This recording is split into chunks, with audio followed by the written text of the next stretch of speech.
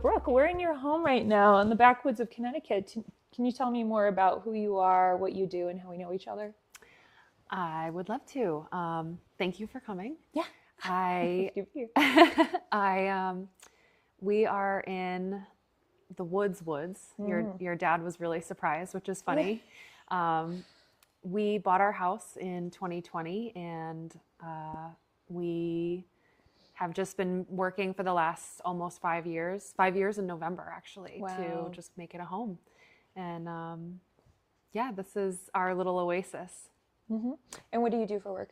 I'm a photographer. Mm-hmm. Mm-hmm. And how do we know each other? Do you remember? I think we first met when you took mine and Chad's photos. Were we newly engaged at that point? Yeah, you were. Yeah, so I had a really old film camera that someone had gifted me after the pandemic, or during the pandemic. And I just really wanted to practice with it. And I was like, $50 if anyone wants to come, like first come, first serve. And you were so sweet and reached out. And it was really fun bringing you around because it was like just a small little town in Torrington that you got to see. So, but what I remember of you is back in 17 or something, I came across your page for the house when you bought your house. Oh, my first And you house, started to flip it. Yeah, you started to flip it and fix it up. And I was like, who is this woman? And then I saw that you like did photos. So I was like, okay, and then what else does she do? And you just kept on being like, oh, I'm reupholstering these 2 couches today. And then the next day you would be like redoing your kitchen. And I was just really amazed. So I remember, and I've done this to a lot of people, I would just DM you. And I know you didn't know who I was. So you were like, oh, thanks. And I was like, you go, And that's how I've become friends with a lot of people online. And I know that's not how everybody uses online. But to me, I'm like, it's kind of like AIM. Yeah. If you're on, you see other people on. I'll AIM just message. is a throwback, huh? Yeah. Oh my gosh. Well, I watched my siblings use it, but by the time I came of age at 13, Facebook had just come out. So everybody jumped on there instead. Yeah. Okay. But I do remember that it's like you could see when someone was online, when they weren't. And to me, it's like if someone didn't DM me back, I was like, that's okay. Like it didn't matter. I was just saying hello. Because again, extrovert, But it was really, really impactful to see your stuff. And then I was so happy to work for you once in Mystic too. So Thank you. Yeah. I was so excited to meet you. So yeah, it's been really special. But Brooke, we're really here today because you and I have talked a lot about dads recently. And by the time this is posted, it will be around Father's Day. And I know that you have a father that's meant a lot to you. So I wanted to mention Father's Day because that's what the topic is kind of. And I was wondering if you could tell me about your dad and who he was to you. Yeah.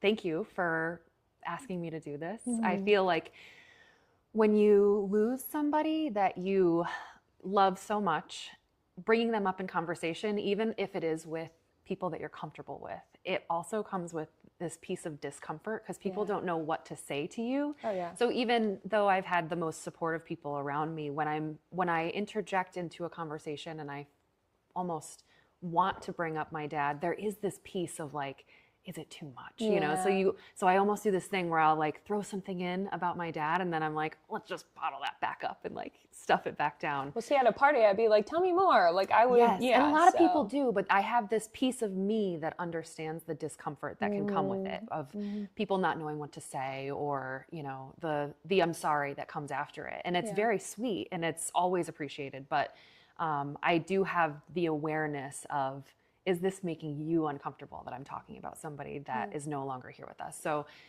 it's exciting to talk about him in a light where I'm supposed to be. And that that's why we're here, that right? we can really kind of like delve into it. My dad his name is Jack Brady. He was a salesman. He was a lover of all animals. I know it's funny. It's funny because I think that I get my love for animals from him. My mom absolutely loves animals. She had a dog, but we've had cats since before I can remember because of my dad. So I grew up knowing that was never not going to be a part of my life. And being close to animals really it connects me to him. Yeah. We used to say that he was a combination of Dr. Dolittle, Ace Ventura, as cat hair flies everywhere. Dr. Dolittle, Ace Ventura, with a little bit of Mrs. Doubtfire. Those are some characters all together too when you mix that. Yeah, wow. He was the Robin Williams of our family. He was the person that was always trying to make you smile. He would do anything not just for his family, but for anybody he knew, just to make their day. And at his core, that's who he was to me. But he was a girl dad. He was the girl dad. Yeah. He was a son, a brother, a husband, a friend. And I think it's important to talk about that part of him, getting into a little bit of his, I don't even really want to say downfalls. He was a human.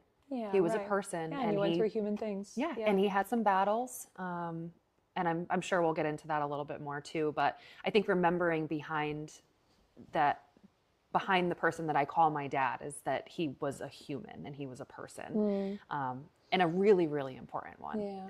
Not only to me, but to so many other people. I like that too, because I think it's very easy to, what's the word I'm looking for? Almost kind of like put rose-colored glasses over someone who's passed, because you want to hang on to those great, beautiful things, and those are so true. But yeah, it's true. It's like, well, they weren't a saint. Hello, like they were a human being, so let's treat them like one. But that doesn't mean you don't care less, or it's in my opinion, it doesn't mean it's disrespectful. I mean, obviously, if you're like, F this person because they were mean to me once and now they're dead, like that's not what I'm talking about. What I'm saying is, like you said, it's like, let's not pretend that, I don't know, it can get kind of heady when you're like, oh, it's just like they were the perfect person. It's like, no, they weren't. But like, that's what made them so great. And that's what's worth missing. Right. Yeah, I battled with that a lot right after he passed, because I was looking for a therapist, but I didn't want to delve into the issues that he had, which ultimately caused me to experience issues. And because I didn't want to, even saying the word demonize, right? Like, it sounds so terrible. I didn't want for anyone to look at this person who was so special to me in a negative light. And so it was a big struggle for me to kind of grapple with and understand that this person who I loved so much, who was literally just a person trying to do their best, can be seen in both of those lights. As being the dad that I would call for everything and anything, and also being a person who struggled himself. Yeah.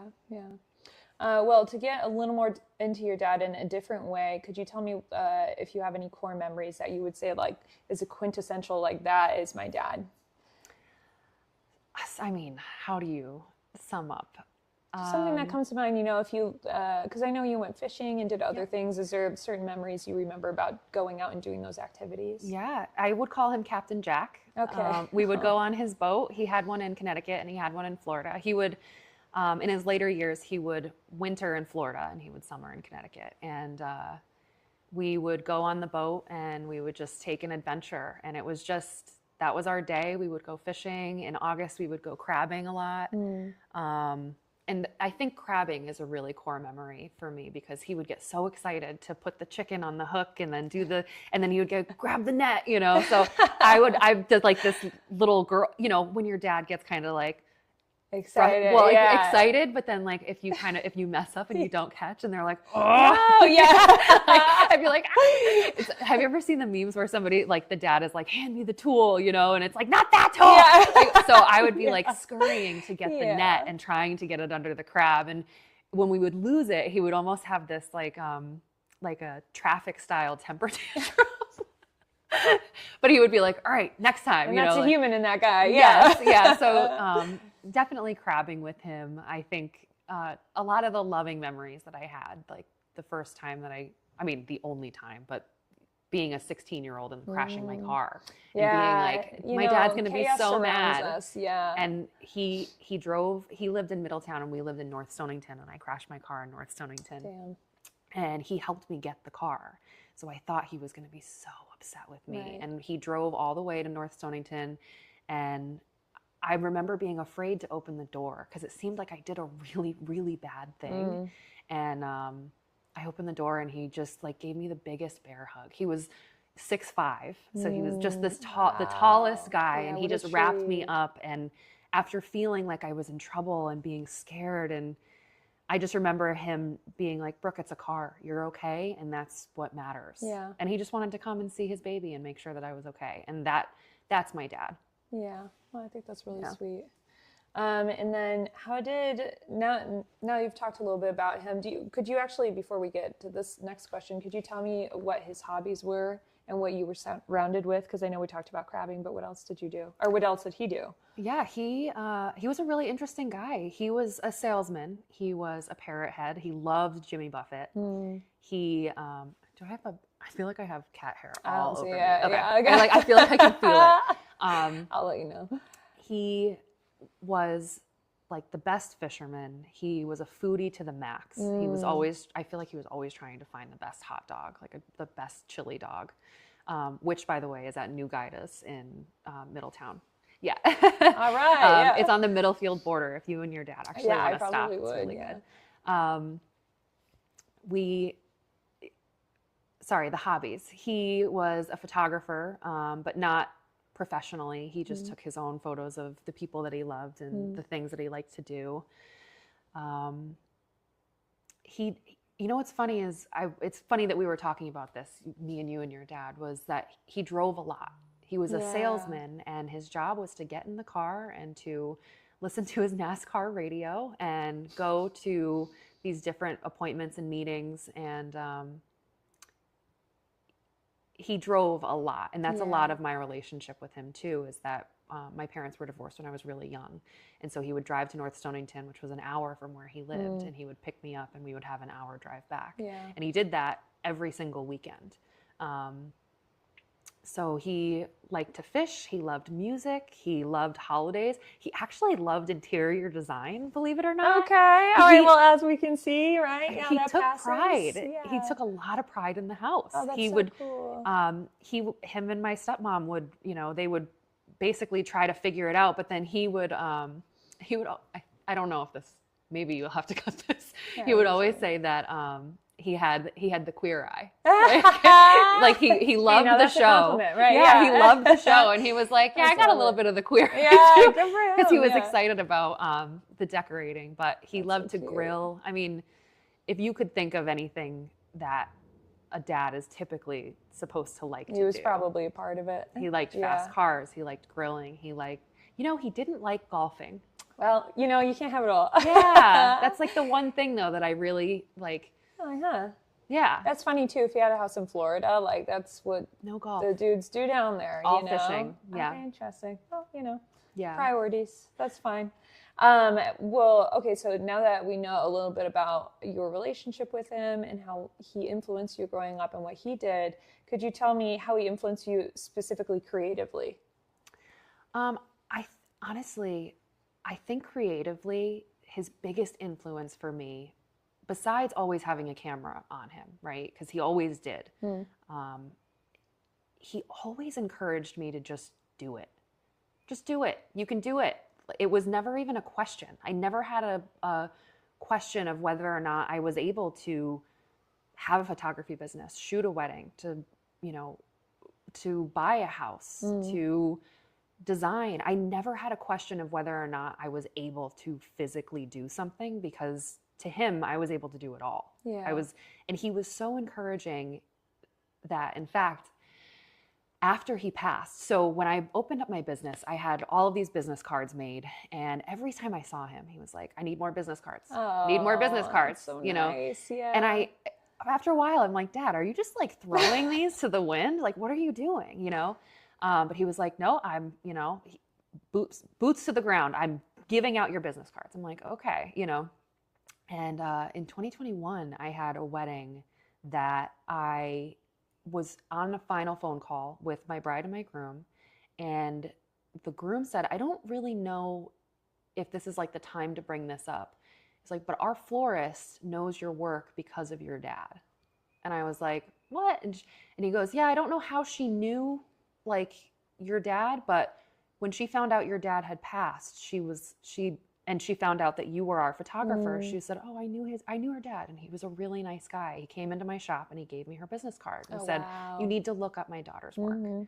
And I think it was just such a testament, because I'm still hearing about the support even after he's gone. Somebody knew my name because they knew my dad, and they knew that he was a good guy, and he came in and he rallied for his girl. So, I mean, specific to like hobbies and specific to what I do, the way that he's influenced me is to make sure that my hobbies don't just feel like a hobby. If I'm going to do something, do it and be the best that I can be at it. And if I want to make money doing it, do it. Right. You know? Yeah. Well, there's nothing like someone believing in you just because you are who you are. I don't know. It doesn't give me chills because I'm a little chilly already, but it really does make a difference. I don't think people realize that. It's just, I try every day I can to, if I see someone doing something that I like, I tell them. I tell them right away. If someone's passing by and they have a nice outfit, I'm like, I love your fit. And like, it doesn't matter who it is. And you'd be surprised how many people go, oh, like, you know, it's just, it lights you up. So I can imagine what light is in you and will pass down as that goes on because of a belief. Yeah. That's all it is. Yeah. It's really important to share that with the people. I mean, even if it is something quick, right? If you like the waitress's nails, like, and I do. Yes, exactly. I feel like if I have the thought, I'm going to say it. If it's a kind thing to say, I want people to know, like, I see you. I see what you're doing. Because I've never not felt seen by either of my parents, really. My mom is super supportive too. But my dad had that, you know, he was a salesman and he sold for me, you know. We all need someone's dad to go out and give our business cards out, you know. Yeah. Could you tell me how you've turned that creativity into the career you have today? Yeah, I mean, I feel like when I was a kid, I grew up looking at the photos of us on Christmas with our family members. And I remember even at the youngest age feeling like it was it sounds so cheesy to say it, but it was a snapshot of our life. That's part of our story. And someday I'm going to be able to show my kids, if I ever have any, what I looked like at this time because someone with a camera was there, right? And we always hear about families not being, I mean, we have our iPhones, right? We can document everything that we want, but the person behind the iPhone typically in a family is someone in the family taking the photo. And so I've always felt the pull and the importance of capturing the moment and being able to revisit it, specifically through the photos that I had growing up. And then I shared with you a little bit about having a little brother that was kind of my model. And I've always felt like it was really important. And I never knew if it was going to be something that I was going to do for actual work. But when people started to like my photos, it really fed into, you like the way that I'm seeing your world. You like the way that I'm coming into your house and the way that I am viewing you and your family. And it's what a privilege, right? To have somebody say like, I like what you're seeing. I like what you capture. It's a way to show an observation too, which is like, and I spent a lot of time doing that as a kid. So to find a way to visually be able to share that, like your view of someone else is, I just think there's nothing better personally. So I can see why that would be attractive to you. And to make them feel, making somebody feel beautiful and making them feel, that's part of our job, right? We don't want to take like completely unflattering photos, but then as I have moved through my career, the realism of what I'm capturing has become more and more apparent to me. Less about making someone feel beautiful, look beautiful, making their house look like it's from, Arc Digest or something like that. And more about, this is who you are right now. And even if you don't think that's beautiful right now, someday you will look back and you'll be able to show your kids, this is where we lived. And this was the couch that you accidentally fell off of. Stitches, like those are part of your story. Every single aspect of where you live and what your family is doing right now. Someday, right now, you might be in the thick of it. Like you might be having the worst time of your life. But if you look back in 5 years at this time, it might be a reminder of how rough it was, or really how bad it wasn't, like how it wasn't that bad. Like that time was beautiful within itself because I was struggling. And I'm glad that I have that documented. Or, my kids I didn't have the most beautiful house. We were in an apartment, but that apartment housed us. And, we struggled in that apartment, but now we're here because we were able to be there, Yeah. So I felt like that was a really important part of taking the creativity and I'm sorry, am I even answering your question? Yeah, no, you are. Okay. No, yeah. Like, Hey, it's your my business, brain is right? like, No. I get what you're saying. I feel like growing up, being able to see where we have been, whether it was my dad's small apartment in Old Saybrook, or the house that he bought with his wife, or my mom's house in Old Lyme, and then the house in North Stonington. Each part of that was a part of my life. And being able to look back, maybe even someday when I don't remember, that's going to be really important to me. Yeah, that makes sense. And it sounds like from what we've heard so far about your dad is your dad believes in you, right? And you know what that feeling is. In return, you can give that feeling back to other people because you know how important it's been in your life. Yes. And I think that's something interesting that, and I've gotten this a lot of too, from people that are just friends that I'm like, can I photograph you, please? Because to me, it's like, I want to have those memories of the people I love. And there's been a lot of like, why? Why would you want to remember this? And it's like, I don't think you understand that in 20 years, this might be the only photograph we have of you at this time. And to me, it's just like so quintessential. Like, why wouldn't you want that? And you know, everybody's different. Some people just don't care. Yeah. But I think when you come from a place where you are appreciated and you have seen what a care for where you are today brings you in the future, and just even the gratitude that can come from it, you want to share that with other people, and you want to give people that experience.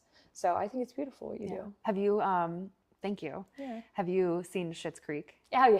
Where she's like, take the naked photos. You might think you look spooky now. You know, but it's true. You know, we're all going to look back at this time. I mean, we were just talking to your dad this morning about how grateful I am to be where I am. If you don't sit in today and you don't take the time to actually feel it, experience it, document it, how will you remember how grateful you are right now? Yeah, right. Yeah. And two, I don't know, like I'm in a stage where especially if you're online more, it's like, ooh, other people my age are doing this and have a house and have a cat and have all these other things that I might not have. And I just have to stop and remind myself, no, this is actually the life that I've always wanted to live. And it doesn't matter where everybody else is, because I started at a different point. Right. And that's totally fine. It's not like, oh, this is better or worse, but it's like, that's just where I am. And to fall in love with where you are in present day and not have to look outside of you for gratification or acceptance is one, so freeing, and two, it's just really important because, like you said, you want to be grateful for every day for having the small apartment before you get to a bigger house that you have more control over. Like, the point isn't to not progress, the point is to appreciate what you have. Right. And that's a little bit of the gift that we both can give back to people, because you know, the postpartum mother that's sitting in this like, oh my gosh, what am I doing? This is so hard. We go into their space and we photograph them with this beautiful new family that they have. And for just a moment, even just a moment, they're able to put themselves together and to just take the family photos and to look at this little baby, that this is all what it's about, right? This is what they're struggling for. And when we send out that gallery and they're able to physically see the right now that they're not feeling in that moment when they're super tired and they feel like they're just like a milk machine, you know, like, but when they get that gallery and they're like, wow, like this is my family. Sometimes I feel like we are able to take people and to kind of put them back into that spot of like, no, this is really important. Like, it's important that you hired us to be here today. You know? I agree. Question. Okay. Gremlin, I'm so glad you're here. I know. He's such a little buddy. Do you have anything to say? He never does. Yeah. He's just a good boy. Yeah. Good job. So sweet. You just told me you didn't like people either, and here he is. Here he is. Here he is. I feel like a cat whisperer now. I'll take that to the bank. So could you tell me now that, because to go back a little bit, when I saw you online, you were doing your house, you were fixing that up, but you were also heavy into like the wedding industry. And even before the pandemic, I'd say a year or two before, even in the pandemic, you were having to reschedule everybody. You were doing a lot of weddings.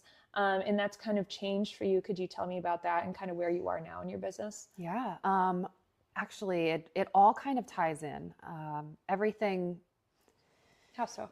So when I bought the house that we ended up selling in the pandemic, we sold it basically in the height of the pandemic. And I don't know, I will never judge anybody for doing what they did as far as their business when it comes to the pandemic. But for me, I felt like, okay, if I don't have to recharge or take new deposits for the previous wedding year, everybody was shifting, right? So if you had a wedding in 2020, you might even move it to 2022. Right. Everybody was shifting. And I felt like it wasn't anybody's fault that that was happening. It wasn't, so it also, they shouldn't receive, you know, flack from their, I mean, for me, somebody who could do it, I didn't want to make people put down a new deposit for a new date. That was not in their control. And if I could do something to control how I'm running my business, it was, I will reschedule you free of charge. And I'm going to stop taking on weddings. You know, we didn't know what the world looked like in a year. Yeah, right. You didn't know what would happen. So not only did I stop taking new income, I basically moved the income that I made from that year to the following year by not recharging. Wow. And then their remaining deposit would, or their remaining balance would be due 1 month before the wedding day, which we knew was, you know, it was either going to happen or it wasn't, but it would be 1 month out. So I ended up having basically a season of 2021 that was a double season for me. And I know a lot of people, I'm not trying to say that that was like, you know, I don't know, a lot of people did that.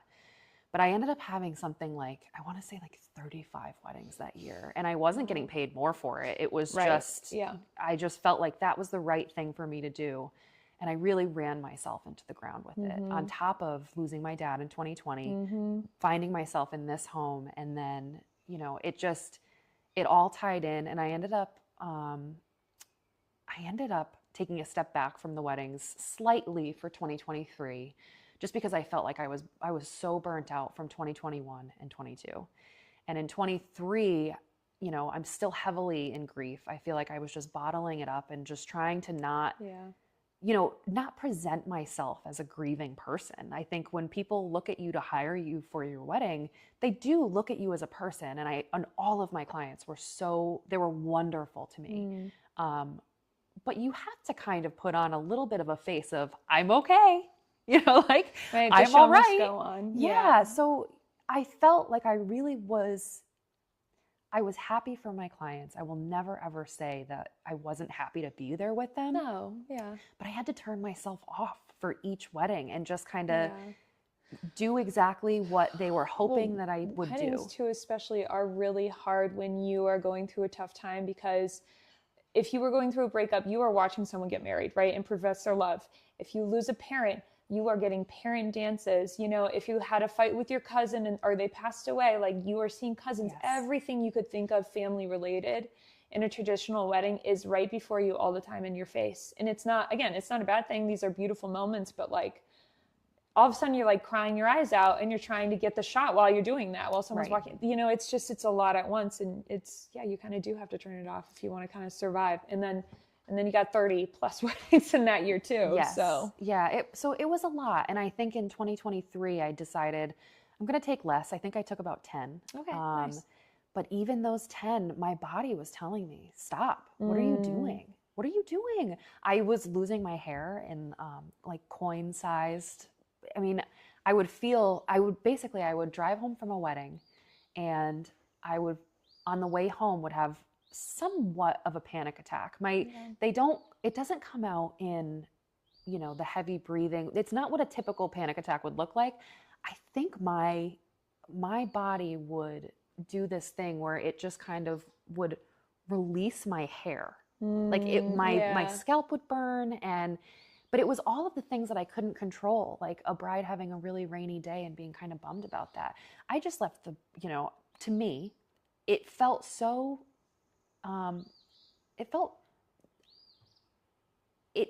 it was just so strange, because it felt stupid to me that I just gave this bride, who is happy as can be as I'm leaving. She doesn't care about the rain anymore. Right. We got our photos. It was a great day. She's smiling and laughing. She gave me big hugs. And then I get in the car and I'm beating myself up because it rained.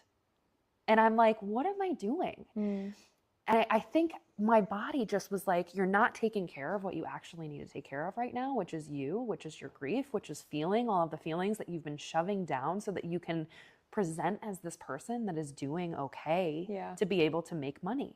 Yeah. And for me, it started to not be worth it. It started to kind of like, I'm not looking at this as income anymore. I'm taking the weddings that I want to take.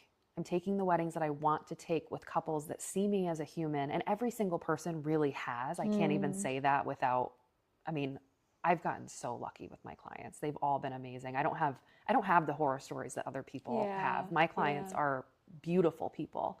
But I started saying, if a day looks stressful for me, I'm not going to take it. If it has multiple locations and I want to be the only shooter and I have to stretch myself so thin, I'm not going to do it. And my husband has been really encouraging with that too. But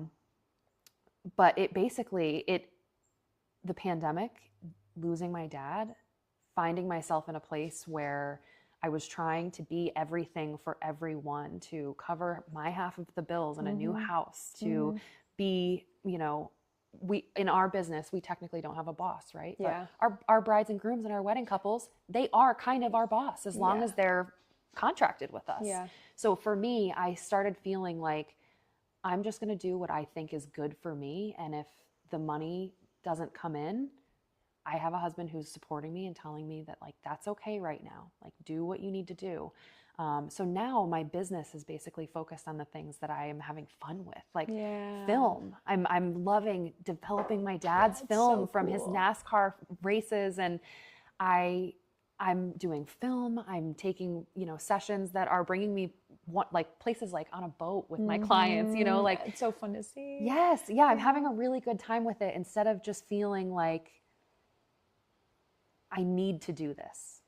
Now it's not that I didn't want to, but I also had the need. Now I'm like, I'm taking these things on because I want to take them on and I want to capture these, like this legacy for somebody else. Right. Well, it's interesting because from what it sounds like too, it's not like you said, the wedding days, they would go fine. They would be absolutely fine. And I would do everything I could. Yeah. And people would be happy, I'm sure too. It's not like I'm sure you weren't being yelled out of the property. So the fact that in your body, even if you were trying to tell yourself and reassure yourself, hey, everything's fine, it went great, like your body was literally revolting and saying, this isn't for you anymore, is what it sounds like to me, at least. And that can be a different interpretation. But I think our body has a way of, that there's literally a book called The Body Keeps the Score. And I haven't read it. I've heard it quite a bit. And I think it is ultimately very true. Yeah. Very true. So, and you do, a beautiful job, no matter what you're photographing. But I know what it's like to actually talk with clients where they got their gallery delivered and it just wasn't what they thought it was. And I know for a fact that hasn't happened with you. Even if, you know what I mean? So like, and again, I have seen you over the years. I don't know if you would call yourself a perfectionist, but the idyllic photos that you get from a day and the intention that you put is so, like you can just tell you are acutely aware of what's going on. You've seen me photograph a wedding. Yeah, I know. Exactly. I'm a nut on a wedding day. Because I want to. That was during the pandemic too. Like, yeah, it was. That was. It was a beautiful wedding. But when I'm in wedding mode, I found myself feeling like I needed to control things that were uncontrollable. And what I'm there to do is not to control it. What I'm there to do is to walk through the day with my couple and to photograph exactly how they are experiencing from my view, which is what they're hiring me to do. Right. It's not to make things happen that aren't organically happening. I don't need to do that. I started feeling like I'm producing a movie right now. Right. Yeah. And we don't need to be doing a movie every weekend, No. Yeah. But the pandemic also didn't help with that because people were stuck in their houses. They were dreaming of their beautiful days and they wanted to make their party. Yeah, you could feel the pressure. Yes. Yeah. Yes. Yeah. So and that pressure was on me for probably about, 30 to 35 weddings. Yeah. And I was like, no, I can't do this anymore. So now last year I took 4, this year I have 3, and it's so much more manageable for me to not only, and I'm setting the expectations with my clients very clearly, I'm a human. And I actually say that on on our first phone call. I'm like, I'm a person. I'm not a business. If you want a business, you can go and you can talk to somebody who runs like a business. But I'm a person. I'm going to be your friend. I'm going to, get to know your family, and I'm going to photograph you as you all interact. Yeah. And that's what I'm here for. And I think a lot more couples Because a lot of them will, I mean, I always tell someone that will reach out is you need to figure out what your 3 top priorities are. And if photography is 4th to 12th or whatever on the list, I might not be the person for you, right? Yeah. Because you're not going to understand the price tag of anything if you don't value it. Right. You know, if you don't value that you're there as a human being that cares about those interactions, it doesn't matter how good your job is, it won't be enough for them because it's not what they even are looking for. So I think that's really wise to just tell them, this is the process, this is how it goes. And if that's not for you, then that's just not for us. Right. You know? So I think that's really cool. So how has losing your father specifically impacted your business too? Because I know the pandemic was a big part, but stepping back and looking at losing someone so close to you, did that change how you looked at weddings and other events, life events? It did. It did. It changed the way that I photographed in almost every sense. It changed the weddings because I was looking at these interactions between people. It changed, I mean, I think I've always had an empathic approach when it comes to people and their families. And a lot of that is because my dad had problems. He had his own issues. And I was able to see this person that was so important to me and still be able to understand that he had problems that had nothing to do with me and had nothing to do with his love for me. And I think when I connect with couples, and especially couples who have relationships that have, or families that have strained relationships, I'm able to see that from a different perspective because the only thing that matters about your people is that you love them and they're there and they're supporting you. Regardless of whether or not somebody drinks too much at the wedding or somebody says something that really makes you upset, or that is what it is. And I think because of my dad, I'm able to meet people where they are, right? I'm able to see them for who they are, and I'm able to see that relationship for what it is. Somebody might have looked at my dad and saw somebody totally different than who he is for me because of their interactions, right? But to me, that was, that's it's, okay. To me, that was my dad. And no matter what he did, and no matter what other people would think about the way in which he conducted certain relationships or things like that, that has nothing to do with mine or my perspective. So for me to be able to kind of put my feelings aside and I don't go into the wedding days with judgments. I go in asking if there's anything that I need to know. I go in asking for any information that they think is going to be helpful for me to have as somebody who is photographing their day. And beyond that, they're there because they love you. And you invited them because you love them. And the strength or the strains in your relationship have nothing to do with me. I also feel like I'm able to understand grief in a way where nothing looks perfect. Nothing is perfect. Nothing is going to be, like I have been called in to photograph the last moments that people have with their family members. And sometimes that's the first moments too. And that's really, really hard. And I'm able to kind of go in there and understand, does he need water? We'll find out. When he comes back out, we'll ask him.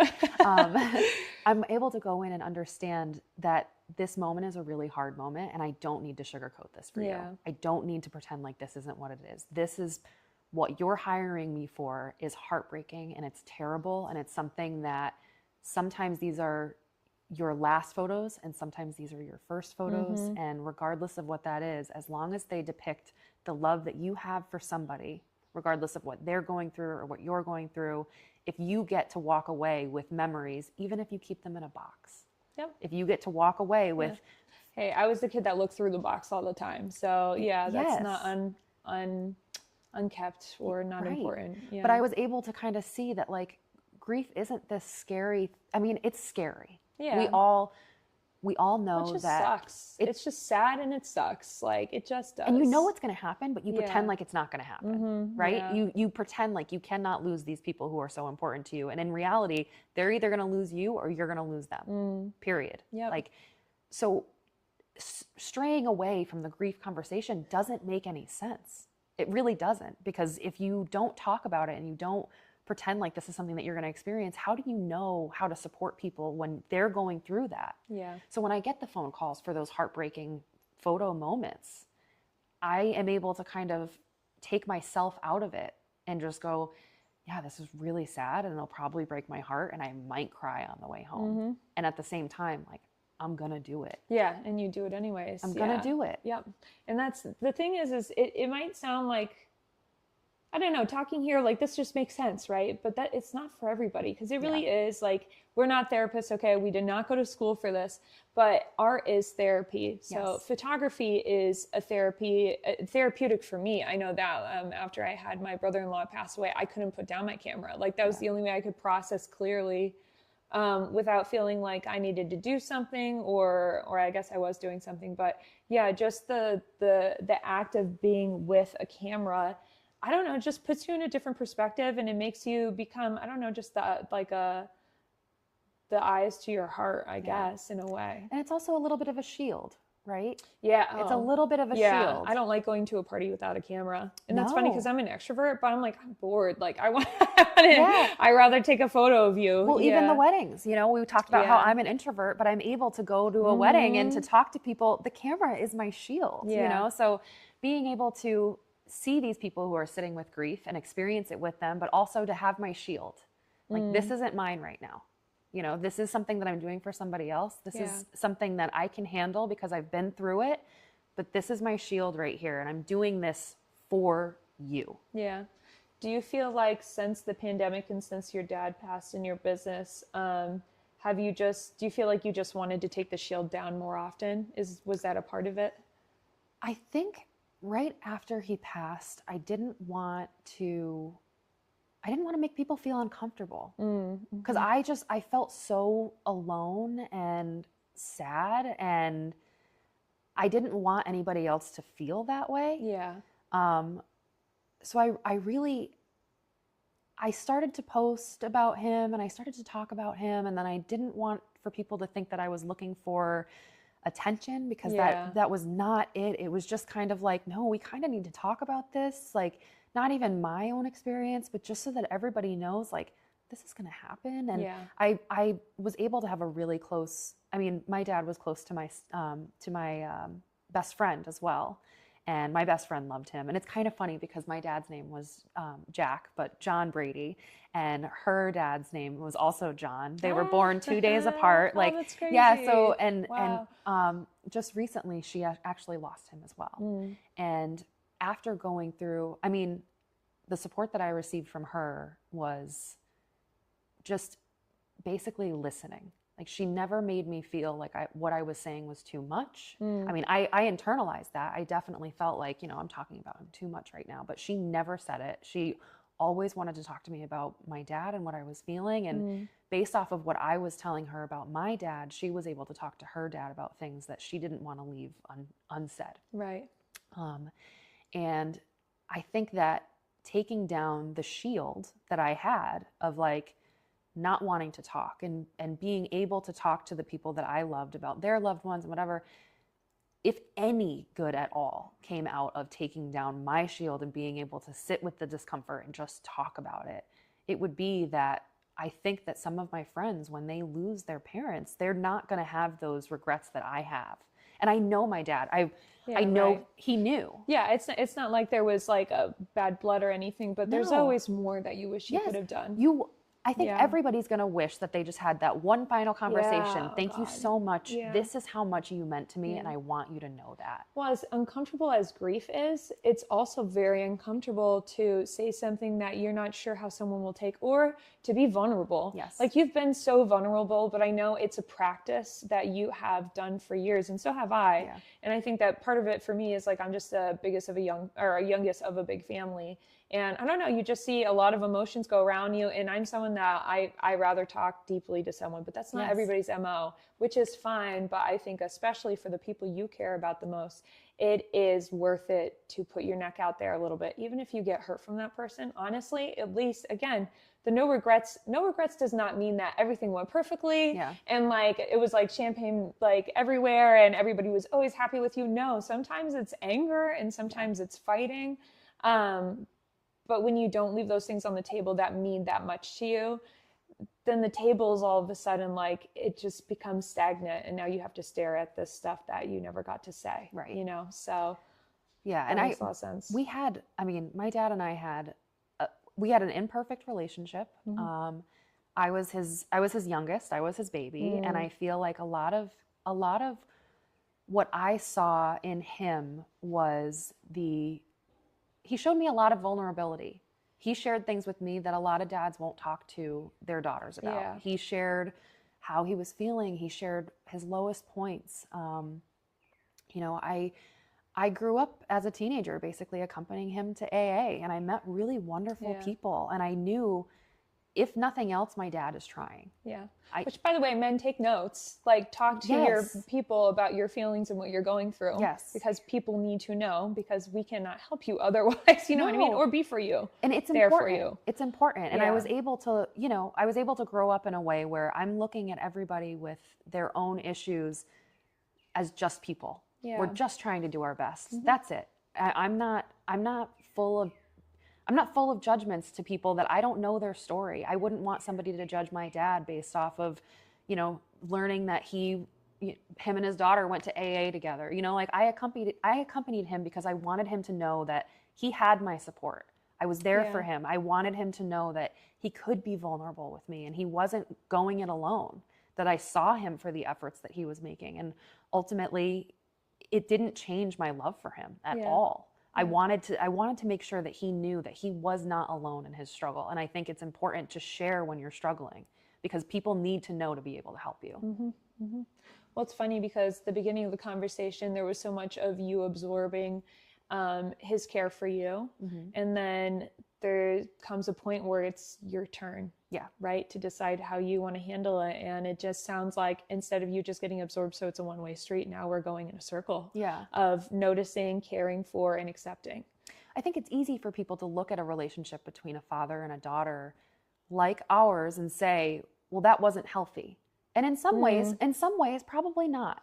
You know, I mean, you're just learning how things work, you know? Right. Yeah.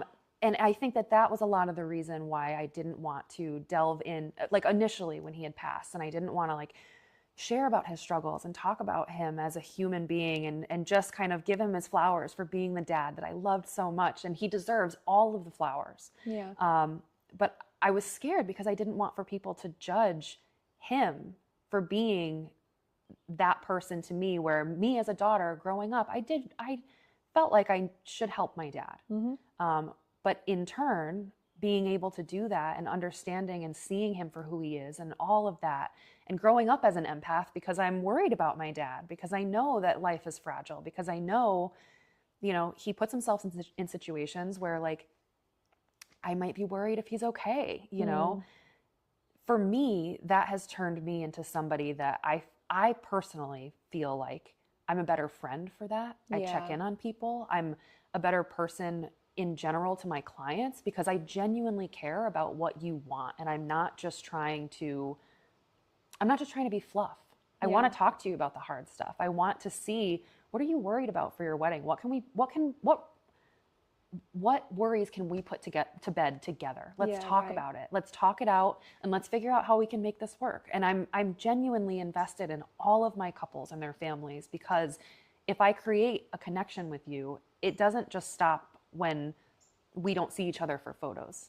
Especially with social media.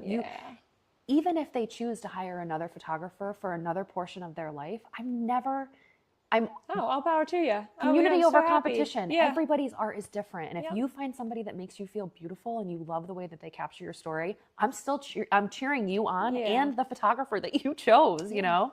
But I think going through that with my dad, it's easy from the outside to be like, that sounds like it probably wasn't healthy in points. And like, sure. Yep. But I also think that I'm who I am today because of experiencing that with him. And the only thing that I would change about that is that I wish that he was able to be here today and I was able to see him be healthy. Yeah. But our relationship and the way in which I was finding myself supporting him and being there for him, and vice versa, he was there for me too. Yeah. I wouldn't change that for anything. Yeah. Yeah. You met him where he was at. Yeah. By the way, there's a little red cardinal out there. Oh. Yeah. Okay, I'm going to stop this one more time just to make Yeah. sure I don't have to worry about it because I actually don't remember what time is left. Oh, yeah, it's at 26. That's perfect. Okay, let's see. I hope I'm not like totally going off. No, I love it. Okay. No, this is great. Too, for me, this is helpful because we could even make it into 2 sections if we want to just break it up. Easy. So, Brooke, could you tell me who you are today? Has this changed you like to your core, or do you feel like you're just stronger in the beliefs that you have? How has that affected you? I think I've always been a little sensitive and I've always been a little empathic. And I will say that I used to see it as like a weakness. Interesting. And there are some times where I feel weak, like definitely if I am feeling really down, or if I'm having like a super, super griefy day, or Well, it takes a lot out of you. Yeah. It's a lot of energy to invest. Yeah. I think I've always been this person, but I don't know. Death changes you so much. And I've experienced death before. I lost all of my grandfathers. I have lost friends. I almost think like a little piece of you is chipped away every time you lose someone that's really important to your core.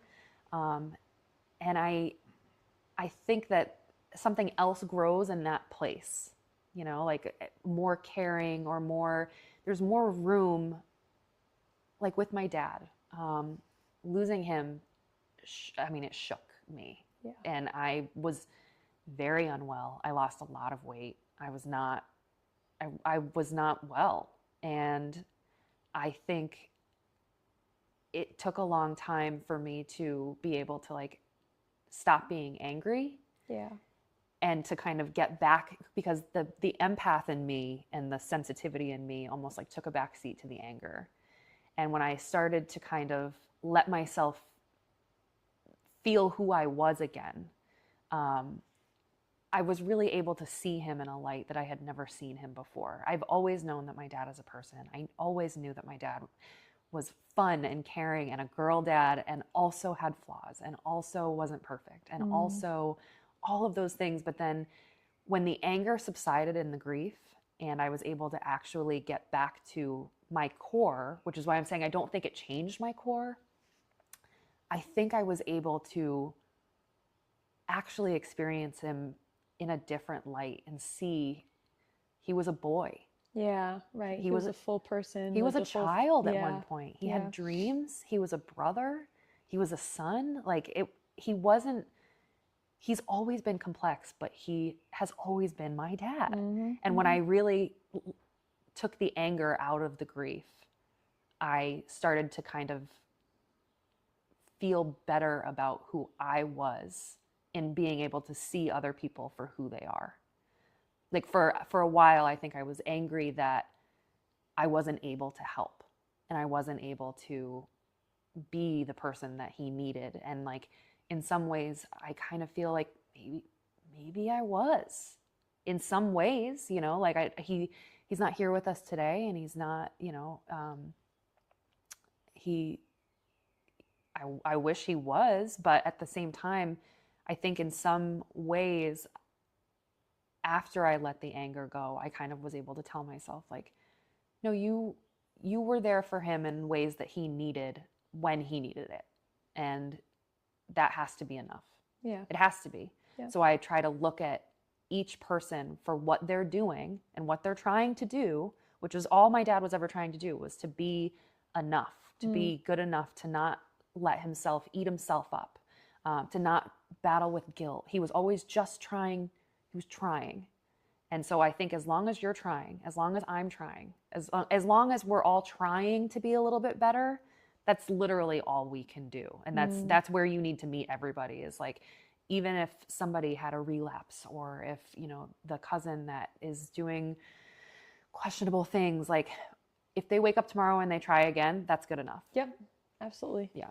Yeah, because the past is a past. Yeah. I can't fucking change that, neither can you. No. So why are we putting so much stake in something that we can't change? That's the beautiful thing about AA, actually, is that I don't know if you know anything about AA. A little bit, yeah. Their core thing is basically like, tomorrow's a new day. Try again tomorrow, you know? You And accept the things that you cannot change, right? yes. Yeah. And I met so many amazing people in AA with heartbreaking stories, and then also stories that, you know, sounded quite like my dad's. Yeah. And every single person in there was in that meeting because they were trying. And like, as long as they showed up, what more can you really ask for? Yeah. You know? Well, I've been thinking about this a lot in the last few weeks, and something I've come to a conclusion of, and I don't know if I heard this somewhere out there, I probably have, but I've also been thinking about when you care about people and you love them, there is so much joy with that, but there's almost equally just the same amount as pain as you can experience. So I understand why people don't want to kind of make those connections and get deep with certain people, because it is painful. Yeah. Because especially if you're an empathetic person, you are feeling those pains along with the other person, especially if they're like your friend is going through loss now, and you have to be there for her, and now you re-experience your own pain through her as well. And it's hard, but it is so worth it to be close with the people that you love. And it sounds like you guys both decided that, yep, it doesn't matter how hard it's going to be, we will just be there. Yeah. And I think it's in our culture, it's kind of weird because we don't want to talk about it, and we don't want to, but we all know that life is vulnerable, right? We all, and I think you go through life and you think like, you know, like when somebody says on a grief podcast, right? Like, I learned that I can't take any of my family members for granted, and I can't, you know, you hear it and you go like, well, yeah, duh, you know, like, but it kind of is like, just like brush it off of your shoulder. Like, yeah, of course you don't take your people for granted, but it's until you don't have the opportunity to do that anymore. Right. And you realize like the pain that comes with not being able to really not being able to take it for granted that you still have these people. Like at first you're kind of like, you know, when you hear it and you haven't lost somebody that's really close to you, it's kind of like, okay, yeah, sure, of course. Like that sounds like the dumbest thing ever, because everybody should be taking, you know, every experience to the fullest. But then when you don't have the opportunity anymore and it's ripped away from you, and the thought of that is like so painful, because you don't have that chance to be almost like neglectful of that thought. Like, yeah, whatever. Like all of a sudden, like you don't have the whatever anymore. It's a privilege to be able to put it aside because it hasn't affected you yet. Which, like, awesome. I hope it doesn't affect a lot of people. But like you said, when you get there, things just change. That means they die first, though. Yeah. Well, maybe that would be me, you know. Can I ask you how you take the memory of your dad with you today, and how do you keep that memory alive? For a long time after he died, I couldn't have steak. My dad was like, I only wanted my dad's steak. And I remember he used to marinate his steaks with liquid smoke. And so Chad bought it, and he just said like, is it okay if I like marinate it with the liquid smoke or whatever? Because we both really liked when my dad would do that. And so we have steak now. I'm able to eat it. And every time I have like have you ever had liquid smoke? It's a very. I have it in my pantry right now. Yes, I do. So good. I know. Every time I get the whiff of it, it is a really nice smell.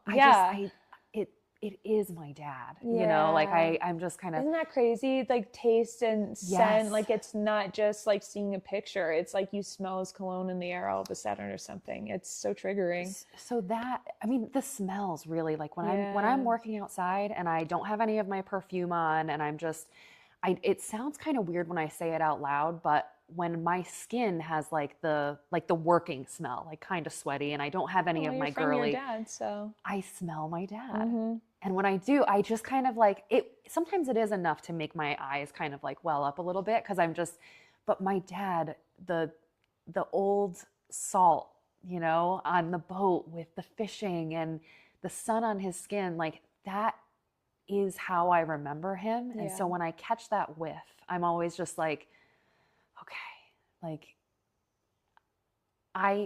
I'm here because he was here, right? And if I can do anything that he would want me to do, and it sounds so cheesy when you say it like this, like, well, they would want you to be happy, you know, but like if I could do anything that I know my dad would just want me to do, it would be to just be sitting in the sun and letting myself enjoy it, like feeling it on my skin, and just because that's, I mean, he was Captain Jack. Yeah. You know, like that's what he wanted for me. And when we would go out on the boat, he would pack snacks and it would be an adventure. And that I have like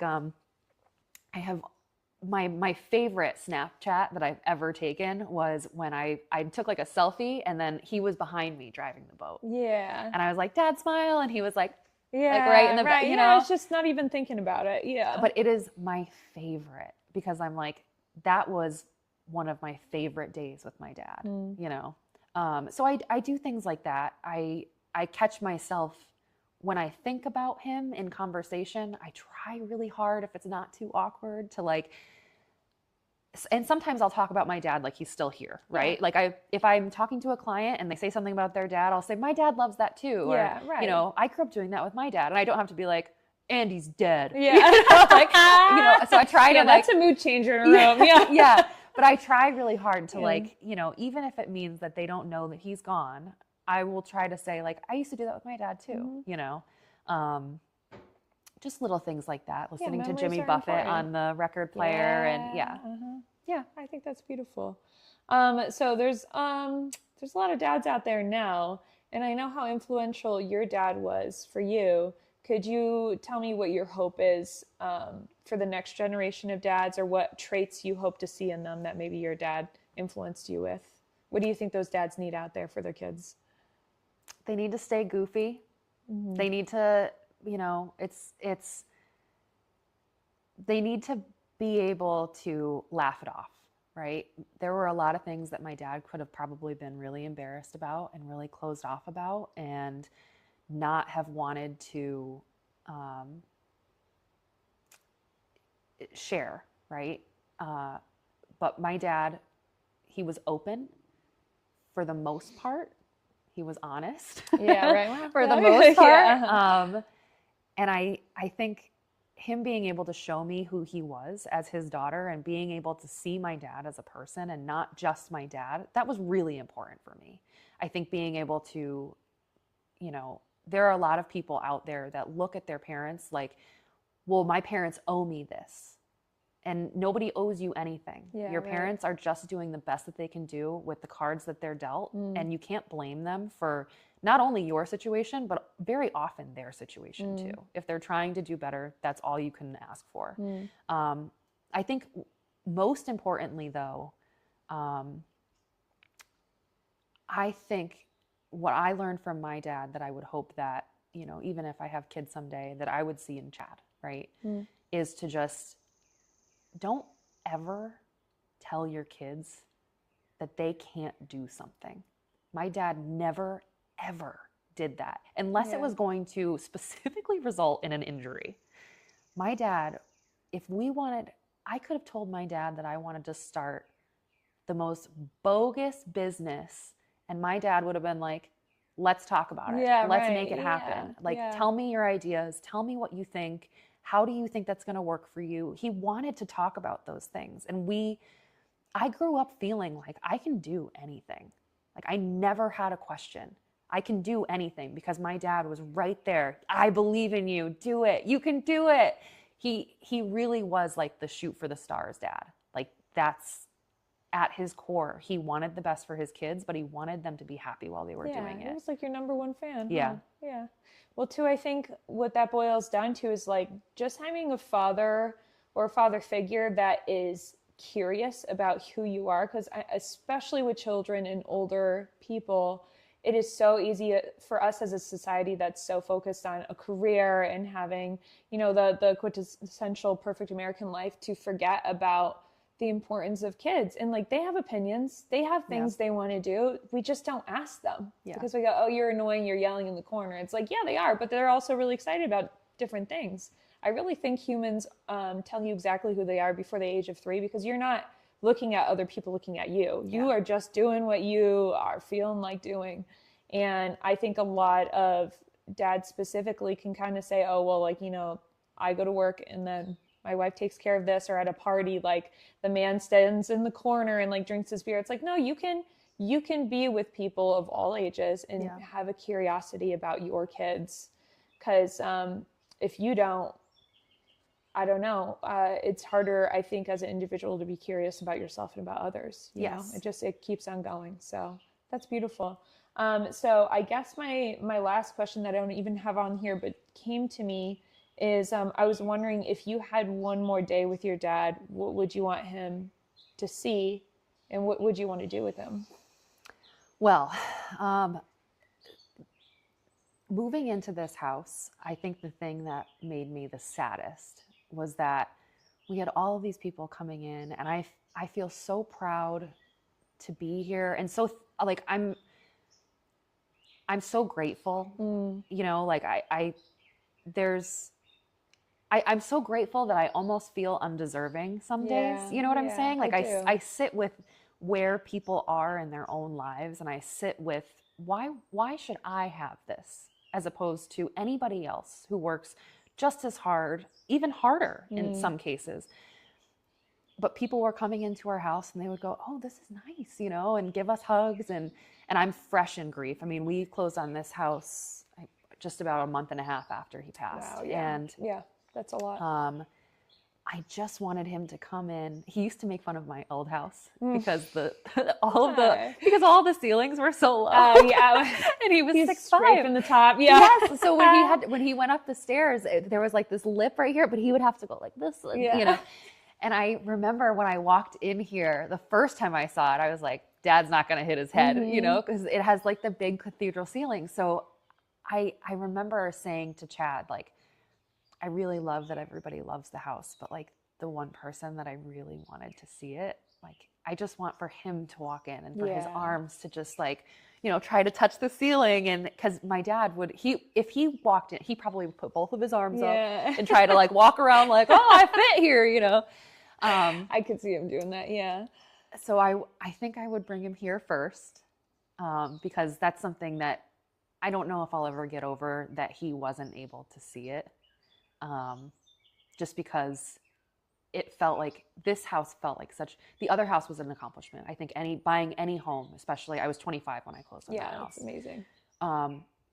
But this one, I felt like, I think this is forever. And I really wanted my dad to be able to see that. Yeah. So that, and then we would go get a hot dog. We would make it as gross as humanly possible with all of the things, like the raw onions, the sauerkraut, and whatever. I would let him get anything that he wanted, because he had diabetes too. So like we had to kind of sometimes not. Yeah. But hey, listen, if you got one more day. There's onions on there. I think that's a vegetable, right? It's something like that. And then I think if he didn't have his boat, if we had his boat, I would love to go crabbing one more time. Oh, that yeah. would be awesome. Yeah, but of if he course. didn't, we used to go fishing over by Saybrook Point Inn. Okay, nice. And that's actually where we ended up holding his ceremony of life. Okay, cool. So I think if we could park it there on the bench and go fishing, that would be really, really nice.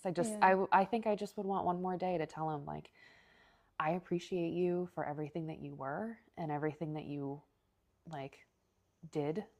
And like, I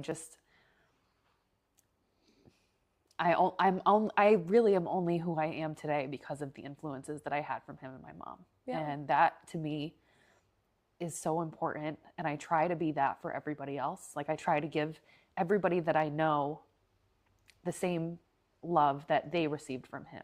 Yeah. And that is the most important thing that I was able to walk away with, is that I actually care. And I know that he did. And I think that a lot of other humans, like, they need to care more than they do.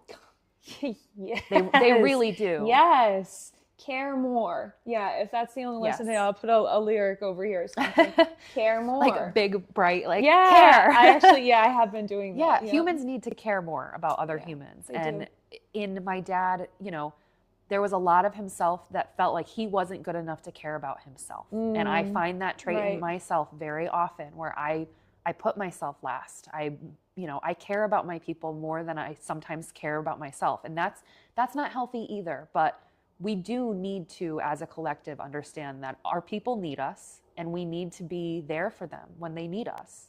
And having the dad that I had, having the issues that he had and that we went through together, and knowing him inside and out for who he was and how complicated and beautiful that was, that to me is enough.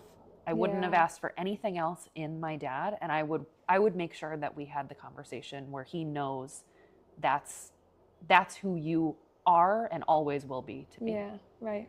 And that if I have kids, they will know who he is. Yeah. Because that was really heartbreaking to understand that probably, you know, you grew up not knowing a grandparent and you don't really know them. And you can ask your dad about experiences and you can ask them about things, the favorite things about them and what they smelled like and, you know, things like that. But you don't, the idea that my dad won't get to go fishing with my kids is something that I will always make sure. And there's actually a pond in this association, and we take Logan and Evie, my nephew and my niece, down. And when we were walking there one day, I asked Logan if he knew that his papa was like an amazing fisherman. And Logan goes, I don't think I did know that.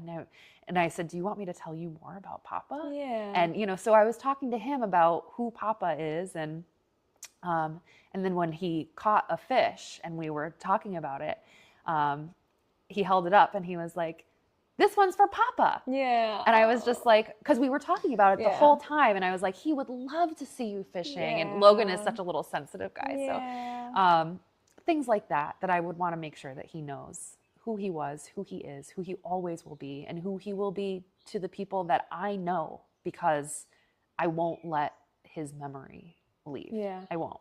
No, I mean, it's in you. You can see it right now. Like, he is you, you are him. And that can mean whatever it means to you. And I think some people, it would be hard for them to understand. But again, that's he comes when I cry. Hey, you all right? Yeah. Oh, so I know, sweet. bud. But yeah, no, I think that's just really special. And as painful as it is, like, it's worth reliving because it meant something to you. It was real, you know? It's a privilege to even have the memories that I have. Yes, it is such a privilege. The good ones, the bad ones, it doesn't matter. It's a privilege that he was who he was to me. And that's it. Well, I know there's a term, generational wealth, and I think that can mean so many things in a family. Like, it's not just money, okay? It is how you can relate to other people. It's the relationships that are the love you experience. It's what you're good at. Like, a lot of those things are taught. My dad taught me so many things, and I'm like, so many people just didn't have that, you know? And you wonder, like, why are people so like this or that? Or I don't understand how they couldn't possibly understand this. It's like, well, wait a minute, where did I learn that from, right? Where did I get that from? And some people just don't have it. Yeah. So it's worth crying over because it is that cool. Oh, I did so good. I did so good. You're right. You're right. I almost made it. Yeah, that's fine. Okay, so to wrap this up, I usually ask every guest I have if they could tell me a song that they think everybody should hear in their lifetime. So I would love to hear a song that you love, that you think people should hear. But I would also love to know what you think your dad would have wanted people to hear too. I thought about this a lot because I have so many different artists that I love. And I mean, it's so hard to pick one, right? Choose one, yeah. But I think there's one song that I always seem to go back to when I'm having a really hard time. And it's, I don't know if you've heard it. It's called When It Rains, It Pours by Twiddle. I might have. I don't know about at the top of my head, but it's a really, it's uplifting. It's a faster song. Okay, it's cool. kind of like, I'm curious to hear what you think about it. Okay, but yeah, I'll let you know. For my dad, I would have to, I mean, it's got to be a Jimmy Buffett song. Yeah. And he had so many favorite ones. I would say that my dad would either say A Pirate Looks at 40 or Come Monday by Jimmy Buffett. Could you end by telling us a goofy story about your dad? You said people should stay goofy. Oh my gosh, he was so goofy. He was so goofy. I know the vibes. I get it. He was just one of those dads that, like, when you were watching a scary movie, out of nowhere, he'd be like, ah! Yeah, it would make you jump. Yeah. Yes. I mean, I can't even, it's so funny to, like, be put on the spot because his entire aura is goof. He used to call us his goobers. Mm-hmm. I'm trying to think of something that's funny but like appropriate kind of. Yeah, there might not be many of those. I don't know. But I can tell you that when I walk into a room, like as you know, I've second shot for a lot of weddings, and I love going into the men's room because I love making them confused that I can talk like an old man because I was Oh my God. But I also like, I feel like if I saw your dad at a party, I would instantly gravitate because I love a goofy guy. And you could just, you don't even have to be talking about anything. You're just making stuff up. I think that's the best part is you don't need to go anywhere with your dad, or you could just go fishing and it would be so entertaining. And it's funny how you leave some situations and you go, how is that the funniest day ever? And everything went wrong. Like, how is that possible? It is the little things too. Like when I think about, and this is terrible to say, but when I think about him getting mad in traffic, it's hilarious. The things that he would say, and like, what shade of green are you waiting for, asshole? Yeah. You know, like, but those little things, like almost anything. He used to laugh so hard when I was a kid, and he would have those hour-long drives with me. I would put my face up against the window to other cars, and then I would move the window up and down so it would pull my face up and it would pull my face down. But then, like, when I would start laughing, he would reach his hand over and keep it out the window. While we were driving, he would just keep it there. So then we both started, we would start laughing so hard because then the people in the other car would see, like, I can't pull my face away either. He was just the goofiest, the funniest guy. He always had a parrot on his shoulder. Like, it was just. What was the parrot's name? Mango. Mango. Oh, I love it. Yeah, he actually got really mad one time. This is actually, it's not like goofy. He got mad, but they used to have these cleaning ladies that would come to the house, and one of them had a newborn that she would bring with her while she was doing her work, and so Mango picked up the cry, and it did like the hiccup cry, and my dad was like, "Oh my God!" He would get so mad because when he would wake up in the morning, Mango, before anybody else woke up, he would be downstairs crying like a newborn. No. And my dad was like, "Oh," it was so funny. But he did. Mango learned how to sing the national anthem from the NASCAR. So in the morning he would do like, "In the land of the," and then he would just go all throughout the house. My dad thought it was so funny. He taught him to say like, "Love you, bye, Mango." Yeah. It was very sweet. But yeah, my dad was just a character through and through. I think the people are special too when they're into birds, because that is a long, loving commitment you have to be ready for. So, wow. Yeah, I kind of feel bad because he used to be like, "When I die, you're gonna get Mango." I was like, "When you die, he's going in there with you." Yeah. I don't know where Mango is now, but I think people in Florida, the people that used to watch him, I think they have him now, and I'm sure he's loved. Yeah. But, yeah. Well, so are you. Thank you. Very obvious. Thank you. Very obvious. And, I hope the best for the future. And I feel that I'll be coming back in the fall. Maybe we should have a spooky episode because I know you know about those too. Oh my gosh, I have so many of those stories. Yeah, because I know this can get a little sad or whatever. And life is sad. Like, I am so much of a duality of, I'm going to cry today, but I'm also going to laugh my fucking ass off. Yeah. Okay.